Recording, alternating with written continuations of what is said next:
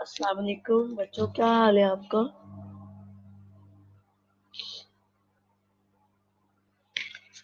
जी बेटा, मेरी आवाज आ रही है आप लोगों को? महरून निसा प्रेजेंट, खुशनूर प्रेजेंट। जी बेटा, कल जहाँ से हमने लेक्चर छोड़ा था वहीं से आज स्टार्ट करते हैं। कल हम पढ़ रहे थे पेन मैनेजमेंट। जी थैंक यू। बेटा, पेन मैनेजमेंट जो पढ़ रहे थे उसको हम कंटिन्यू करते हैं, ठीक है? कंटिन्यू जो है वो उस स्लाइड तक मैं आपको लेके जाती हूँ जहाँ पे हमने जो है छोड़ा था। और पेन मैनेजमेंट में सबसे पहले मैंने आपको इसके कंटेंट्स बताए थे कि मैं इसमें क्या कुछ पढ़ाने वाली हूँ। उसके बाद मैंने आप लोगों को पेन मैनेजमेंट की डेफिनेशंस पढ़ाई। डेफिनेशंस में इसको मुख्तलिफ एंगल से आप लोगों को क्लियर करने की कोशिश की।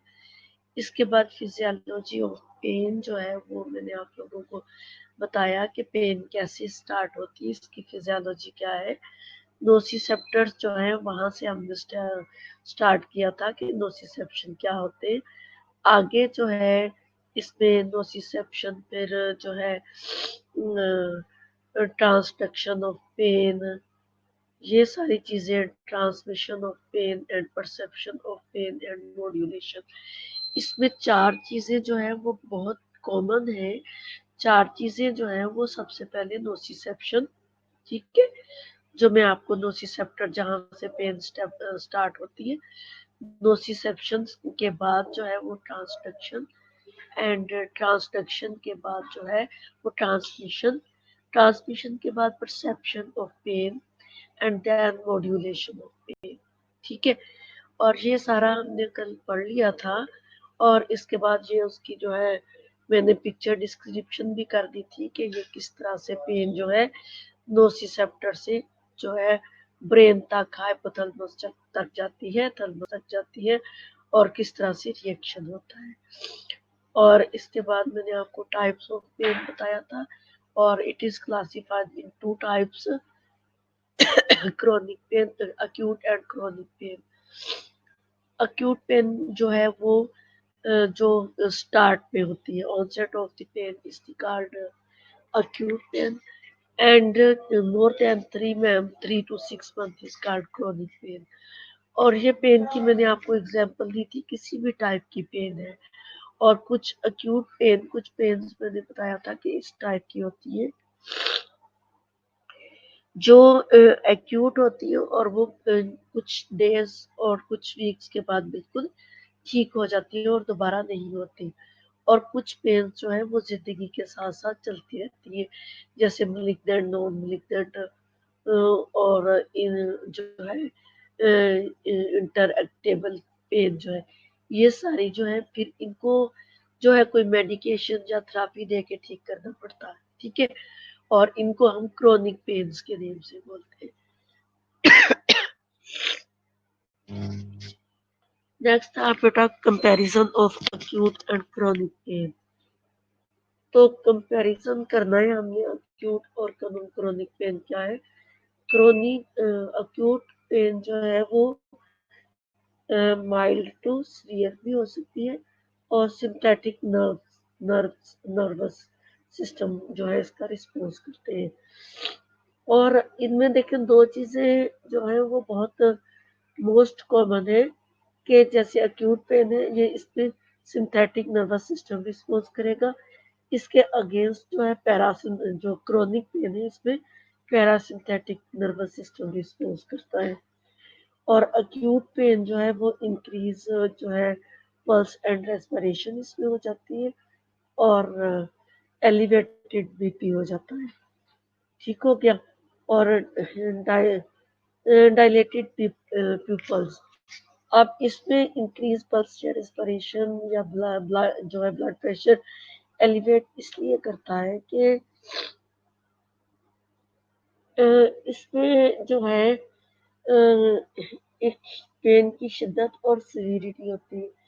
पेन की शिद्दत और सीवियरिटी जो है वो ऑनसेट ऑफ पेन होता है, तो इससे इंटरेक्शन नहीं होता इंडिविजुअल का, ठीक है। ये जो है अचानक सडन ऑनसेट ऑफ पेन हुआ ना, तो पहले उसको इंटरेक्शन नहीं था। जब इंटरेक्शन नहीं था और ऊपर से पेन होगी और उस पेन की सीवियरिटी की वजह से बीपी पल्स जो है वो इंक्रीज कर जाएगा और पीपल जो है डायलेट कर जाएंगे। और इसी तरह से अगर जो है क्रोनिक पेन देखा जाए, it is also mild to severe pain, और इसमें पैरासिम्पैथिक नर्वस सिस्टम जो है वो रिस्पॉन्स करता है। वाइटल साइंस इसमें नॉर्मल रहते हैं। वाइटल साइंस नॉर्मल इसलिए रहते हैं कि इसमें जो पेन का इंटरेक्शन है वो रिपीटेडली होता ही रहता है, तो ये पेशेंट के लिए या इंडिविजुअल के लिए कोई नई चीज नहीं होती, इसलिए उसके वाइटल साइंस जो है वो नॉर्मल होंगे। ड्राई वार्म स्किन हो जाएगी, स्किन जो है ड्राई एंड वार्म होगी, पीपल नॉर्मल और डायलेटेड। इसमें मोस्टली जो पीपल जो है नॉर्मल होते हैं, समटाइम डायलेट भी हो जाते हैं, क्योंकि अगर सीवियर पेन है तो पीपल डायलेट भी हो सकते हैं। तो ये मैं आपको कंपैरिजन एक्यूट और क्रोनिक पेन का बता रही थी। बेटा मुझे बड़ा फ्लू है, running nose and sore throat है, मैं बड़ी मुश्किल से आप लोगों को लेक्चर दे रही हूँ।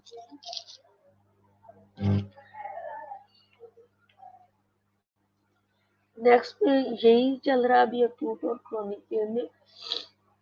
Client appears restlessness and anxious, और इसमें पेशेंट जो है वो रेस्टलेसनेस और इरिटेबिलिटी के लिए फील कर रहा होता है एक्यूट पेन में।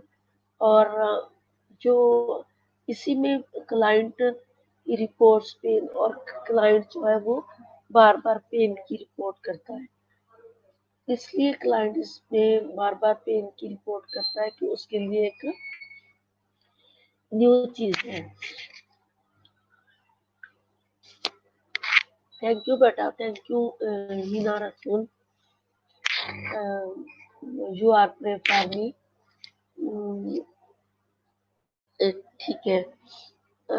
इसमें जो है client report pain, client pain की रिपोर्ट इसलिए करता है कि उसके लिए एक जो है ऑनसेट ऑफ पेन का होना एक नई चीज है, तो उसको वो जैसे नई पेन होती है किसी को एक्यूट पेन, तो उससे वो बियर नहीं कर पा रहा होता, जिसकी वजह से वो बार बार पेन की कंप्लेन करता है। क्लाइंट्स एक्सिबिटिव बिहेवियर और इंडिकेटिव ऑफ पेन, और ये बिहेवियर इसका जो है वो चेंज होता है और पेन की इंडिकेशन बताता है। क्राइंग करता है और रबिंग एरिया, उस एरिया को रबिंग करता है, ठीक है, और उसका बिहेवियर मूड चेंज होता है। फिर जो है होल्डिंग द एरिया, उस एरिया को होल्ड करना, रबिंग करना, क्राई करना, शोर शराबा करना, ये सारी चीजें एक्यूट पेन में वो करता है। जब क्रोनिक में ये पेन कन्वर्ट हो जाती है तो client appears depressed and withdraw, तो इसको वो डिप्रेस फील करता है और विथड्रॉ कर देता है।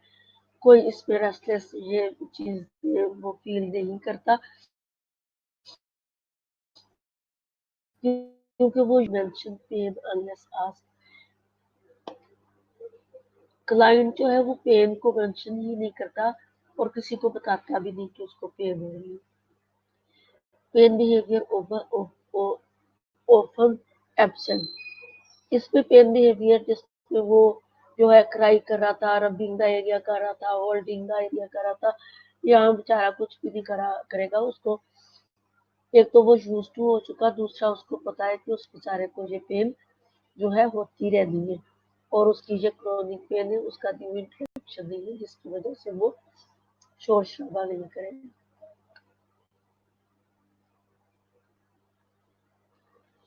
Sources of pain, sources of pain क्या हो सकते हैं? Pain can also be categorize according to its location. Pain जो है इसको कैटेगराइज किया जाता है इसकी अकॉर्डिंग टू देयर लोकेशंस। अब नोसिसेप्टिव जो है pain, that is usually acute and transmitted after normal processing of the noxious stimuli। नोसिसेप्टिव जिसकी मैं बात कर रही थी वो जो है normally usually acute and transmitted acute होती है नोसिसेप्टिव जो में और ट्रांसमिट होती है after normal processing of the stimuli. जो हम नॉर्मल स्टिमुलाई कर रहे होते हैं उसके साथ ही जो नोसिसेप्टिव हम जो है फील कर लेते हैं पेन। आगे है कुटेनियस। कुटेनियस में सुपरफिशियल पेन होती है, usually involve the skin or subcutaneous tissue. A a paper cut that produce sharp pain with a burning sensation is a example of cutaneous pain. अब cutaneous pen जो है पहले तो उन्होंने बताया ना नोसिसेप्टिव पेन जो है वो पेन का स्टार्ट होना जो हम नॉर्मली अपना प्रोसेस कर रहे होते हैं उसमें अचानक से कोई सुपरफिशियल पेन जो है कुटेनियस पेन में वो होना स्टार्ट हो गई और उसकी रीजन क्या है कि कोई टिश्यू जो है उस पर कट लग गया या फिर जो है शार्प पेपर कट लग गया या फिर बर्निंग सेंसेशन हुई तो इसकी एग्जांपल जो है वो कुटेनियस पेन है जैसे कुटेनियस और सबकुटेनियस लेयर सिर्फ टच करती है। और दूसरी जो है इसके सोर्स बताए हैं ना कि या तो कट लग जाता है कुटेनियस लेयर पे या फिर कोई बर्निंग सेंसेशन होती है। अब somatic pain is diffuse or scattered and originate the tendons, bones, blood vessels and nerves. अब somatic pain जो है वो scattered pain होती है, इसमें ये ओरिजिनेट होती है tendons, bones, blood vessels and nerves में।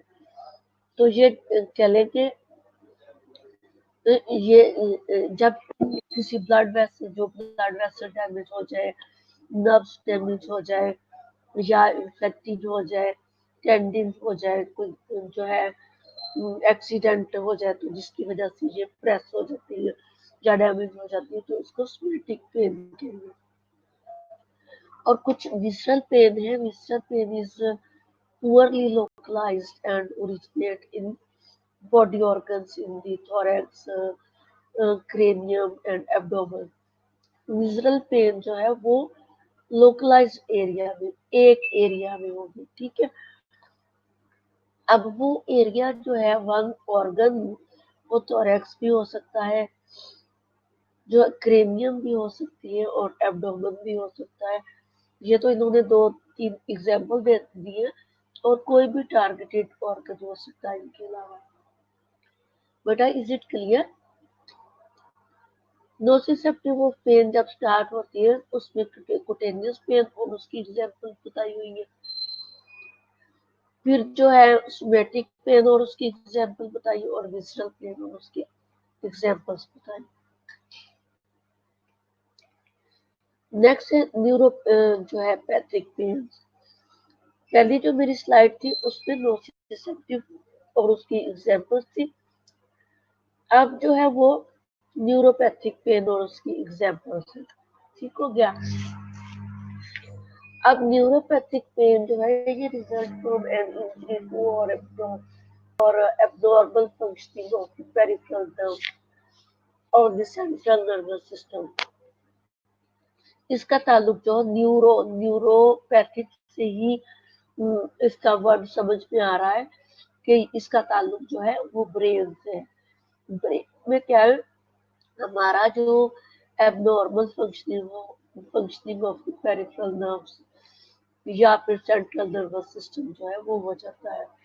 may not have a stimulus such as tissue nerve damage for the pain. Neuropathic pain is the long lasting, unpleasant, and can be described as burning, dull, or itching, or episodes of the sharp shooting pain can also be experienced. बेटा मैं थोड़ा जरा मुश्किल से बोल रही हूँ क्योंकि मुझे जो है वो शोर थ्रोट है, ठीक है। लेकिन आई एम श्योर कि आप लोगों को समझ आ रही है, क्योंकि मैं वेरी क्लियरली रिपीट करती जा रही हूँ उसको। अब इसमें उन्होंने कहा कि पेरिफेरल नर्वस सिस्टम और सेंट्रल नर्वस सिस्टम इन्वॉल्व हो जाता है, और ये न्यूरोपैथिक पेन जो है वो लॉन्ग लास्टिंग देर तक होती है, और ये इतनी शिद्दत से होती है, इसमें अनप्लेजेंट एंड जो है can be described as burning. कभी वो बर्निंग पेन लगती है, कभी डल पेन लगती है, कभी एचिंग वाली पेन लगती है, और कभी एपिसोड ऑफ शार्प पेन होता है। ठीक है, थैंक यू बेटा। और फिर shooting pain can also B experience, कि इस तरह के एक्सपीरियंस इस पेन के होते रहते हैं। को मुख्तलिफ किस्म की हमें sharp, dull, according to infection, according to injury, और अकॉर्डिंग टू जो है डैमेज ऑफ दी दैट जो है एरिया जो है, उसके अकॉर्डिंगली जिसकी पेन होगी, और वो उतनी ही, कभी जो है शार्प है तो शार्प पेन ही होगी, डल है तो डल होगी। तो इस तरह से आपको पेन की सेंसेशन फील होगी। आगे है phantom pain. Phantom pain is the pain that is often referred to as amputation, जिसका मतलब होता है amputated leg, where receptors and nerves are clearly absent, is a real experience for the patient, also called phantom limb. Phantom limb means कोई area cut किया जाता है जिसको amputation कर दी जाती है। अब उस एरिया की जो है वो एम्पुटेशन हो गई, जिसमें नर्व्स रिसेप्टर्स थे वो तो एम्पुटेशन होके खत्म हो गए। फॉर एग्जांपल लेग की एम्पुटेशन हो गई, तो उसमें पेन की सेंसेशन जो है वो वहां से तो नहीं होगी, लेकिन आगे जो बकाया एरियाज हैं वो उसकी फीलिंग्स को, जो कटिंग एरिया है वहां से उसकी जो नर्व्स रह गई हैं वहां से वो मैसेज लेके जाएंगी। तो इस पेन की को जो है पेंटम पेन बोलेंगे।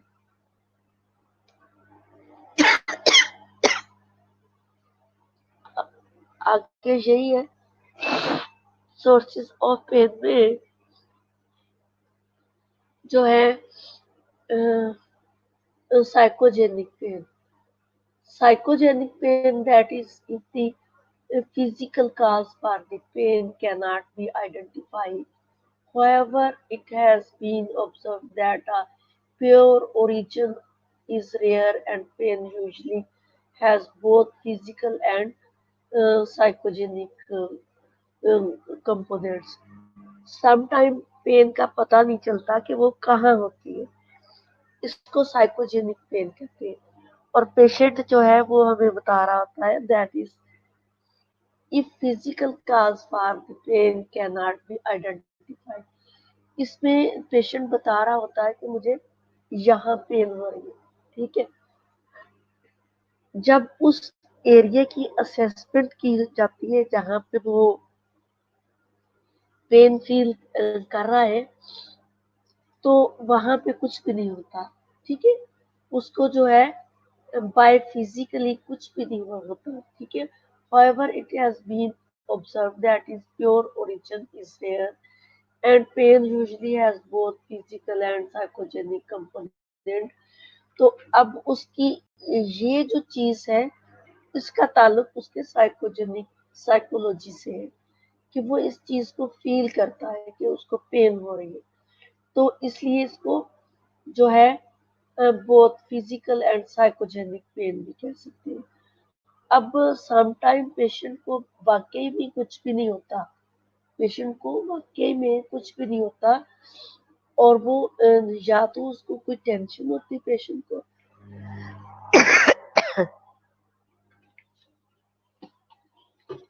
तो या पेशेंट को किसी तरफ से जो है टारगेटेड किया जाता है, जिसकी वजह से उसको ये फीलिंग आ रही होती है कि that is not feeling well.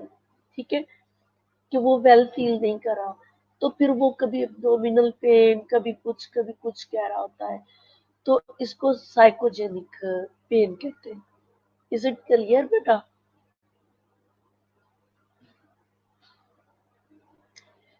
Mode of transmission, इसमें mode of transmission pain can originate in one part of the body but be perceived in an area distant from its point of origin. This is known as referred pain.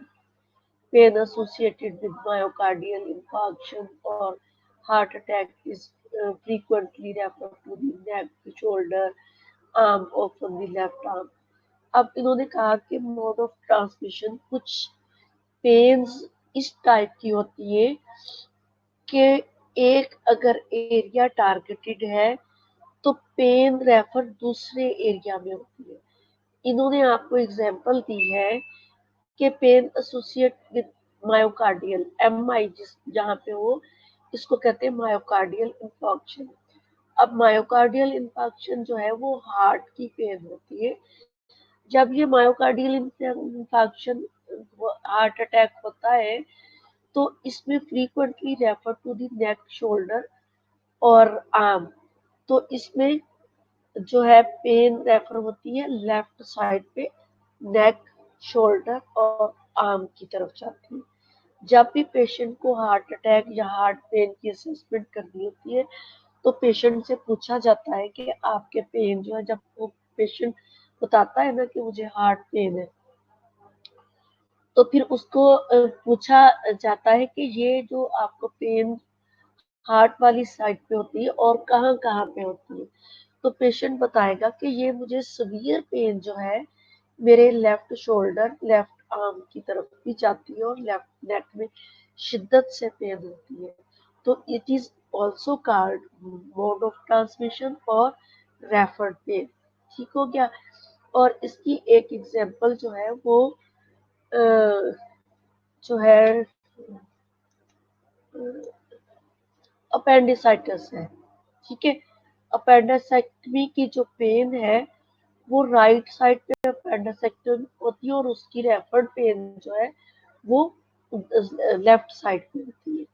Pen जो है वो right side पे होगी appendix की, appendicitis जो है वो right side पे होती है और उसकी रेफर्ड कहाँ होगी पेन, जब उसकी असेसमेंट की जाए, जब उसका एब्डोमिनल एग्जामिनेशन किया जाए और उसकी अपेंडिक्स की साइड पे हाथ रख के उसको दबाया जाए, पेल्पेट किया जाए, जैसे मैंने आपको बताया ना कि पेल्पेट किया जाता है उसको ऑर्गन को, तो वो पेन वहां होने की बजाय लेफ्ट साइड पे फील होगी।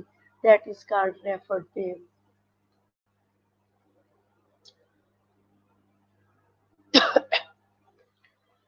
Factors that affecting the pain experiences,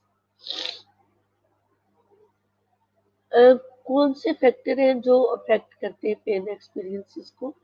जिसमें एज और ethnic and culture values, development stages, environment, and sport people, past pain experiences, and anxiety. जी, ये जो मैं आपको factor affecting the pain experiences है, इसकी मैंने सिर्फ यहाँ पे जो है मेन पॉइंट लिखे हैं। इसकी डिटेल जो है आपकी बुक के अंदर मौजूद है। अकॉर्डिंग टू एज जो है वो पेन होती है। अगर ज्यादा एज के पीपल हैं या बच्चे हैं तो उनको पेन जो है वो ज्यादा फील होगी। ठीक है? और इसी तरह एथनिक और कल्चर वैल्यूज है। अगर एथनिक और कल्चर वैल्यूज को लिया जाए तो कुछ कल्चर वैल्यूज ऐसी हैं जिसमें पेन जो है उसको फील नहीं करवाया जाता। उनकी काउंसलिंग या उनके कल्चर वैल्यूज ऐसे होते हैं कि उनमें पेन की शिद्दत होती है बट उसमें पेन को फील नहीं कराया जाता। और डेवलपमेंट स्टेजेस जो है, इसमें डेवलपमेंट स्टेजेस में अकॉर्डिंग टू जो है एज जो है वो ये जो है पेन बियरिंग कैसे करते हैं, तो जो इसका जो है डेवलपमेंट स्टेजेस में अकॉर्डिंग टू एज पेन को कैसे बियर किया जाता है। फिर इन्वायरमेंट एंड सपोर्ट पीपल, और कुछ हमारी इन्वायरमेंट जैसे जो है अकॉर्डिंग टू इन्वायरमेंट में आपको एग्जांपल दूं कि अब मैं यहाँ बैठी जो आपको लेक्चर दे रही हूँ, हालांकि मुझे सोर थ्रोट है, ठीक है। अब सोर थ्रोट है, मुझे जो है रनिंग नोज भी है, पेन भी है, शिद्दत से मेरे गले में पेन है, फीवर भी है, लेकिन मेरा एनवायरनमेंट ऐसा नहीं है कि मैं यहाँ पे जो है पेन फील कराऊं दूसरों को। यहाँ पे मैं रुक के बैठ जाऊं कि जी मुझे इतनी शिद्दत से पेन हो रही है, मैं बोल नहीं सकती, मैं लेक्चर नहीं ले सकती। तो इसमें जो है एंड सपोर्टिंग पीपल, तो इसमें हम दूसरों की सपोर्ट कर रहे हैं, ठीक है। और ये चीज़ें जो है मैंने आपको एग्जांपल दी है, लेकिन आपकी बुक में जो है इसकी एग्जांपल चेंज भी हो सकती है, ठीक है। अगर इसी इन्वायरमेंट के अकॉर्डिंगली मैं एक जो है हाउस वाइफ होती तो वो इन्वायरमेंट मेरे लिए चेंज होना था, उसके अकॉर्डिंगली मैंने आराम से बैठे या लेटे होना था कि मुझे फीवर है, मेरा गला खराब है। इसी तरह पास्ट पेन एक्सपीरियंसेस, जब पेन होती है तो पास्ट पेन एक्सपीरियंसेस होते हैं कि ये पहले भी पेन इस टाइप की हुई थी, तो इसको बियर कैसे किया था और इसके लिए मेडिकेशन क्या की थी, उसके लिए होम रेमेडीज क्या हुई थी, ठीक हो गया। एंजाइटी एंड स्ट्रेस, इसी तरह एंजाइटी और स्ट्रेस में कुछ पेन्स होती हैं जिसकी एग्जांपल मैंने दे दी है आप अपने लास्ट स्लाइड में। तो कुछ पेन्स जो पेन्स नहीं होती बट वो एंजाइटी और स्ट्रेस की वजह से होगी।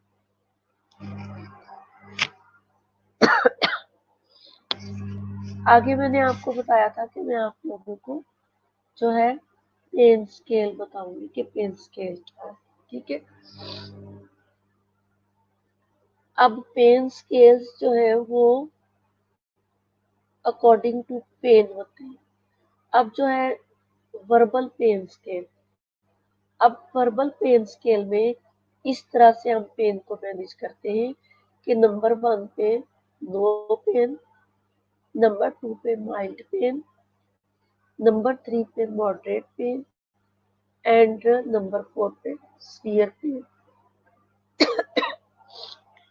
इसको हम वर्बलाइज इस तरीके से करते हैं कि इसमें जो है पेशेंट की इंटेंसिटी ऑफ पेन और उसके बिहेवियर से हमें पेन का अंदाजा होता है, और हम पेन स्केल जो है अकॉर्डिंग टू पेशेंट जो है उसके बिहेवियर और इंटेंसिटी ऑफ द पेन से हम जो है इस स्केल को मेंटेन करते हैं।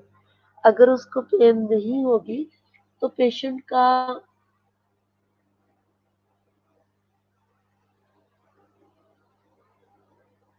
ठीक है बेटा, मैं स्लाइड शेयर कर दूंगी, इट्स ओके।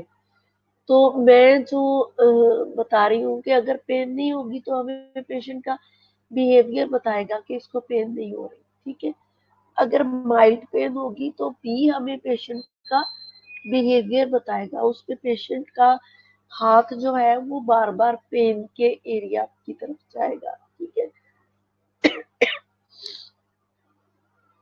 और पेशेंट पेन की कभी कभी कंप्लेन करेगा। और मॉडरेट में जो है पेशेंट जो है वो हमें बार बार बताएगा कि उसको पेन हो रही है।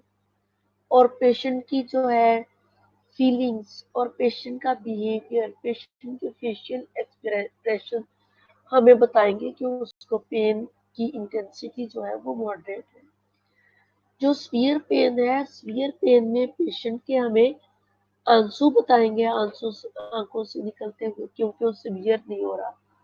और पेशेंट की जो कराहने की आवाजें जो है, पेशेंट क्राई कर रहा होगा, वो हमें बताएगा कि पेन स्केल जो है वो लास्ट वन हमारा 4 स्केल है, ठीक है।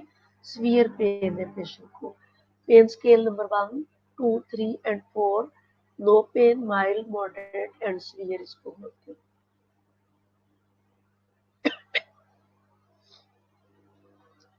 अब जो है अगर हम न्यूमेरिकल इसको पेन स्केल को देखें तो न्यूमेरिकली जो है इसमें 0 से लेके 10 तक बताए गए हैं।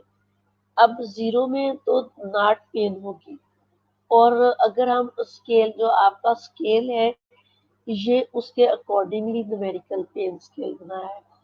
1 से 3 तक जो है वो माइल्ड पेन होगी और 4 से 6 मॉडरेट पेन होगी एंड 7 टू 10 जो है वो सीवियर पेन होगी।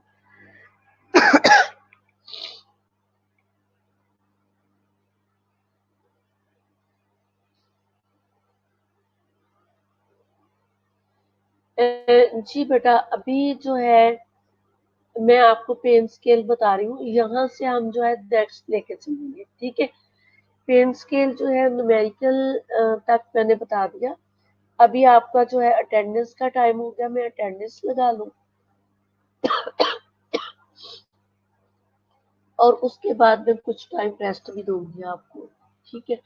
और अभी मैं अटेंडेंस लगा के फिर आपको रेस्ट दूंगी तो फिर हम नेक्स्ट लेक्चर स्टार्ट कर लेंगे। इस तरह मेरे भी थोड़ा सा शोर थ्रोट के लिए जो है वॉइस रेस्ट मिल जाएगी मुझे। तो मैं अटेंडेंस ले रही हूँ अभी फिलहाल।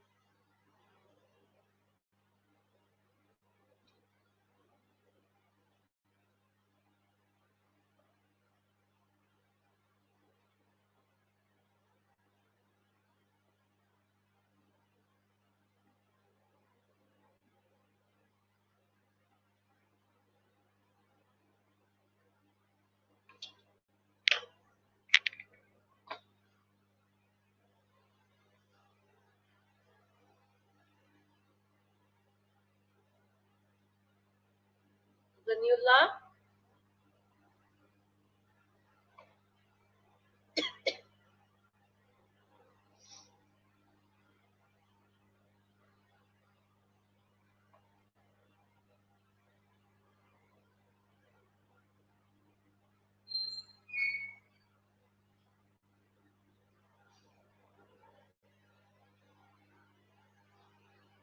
गनीउल्लाह आप हो यहाँ पे?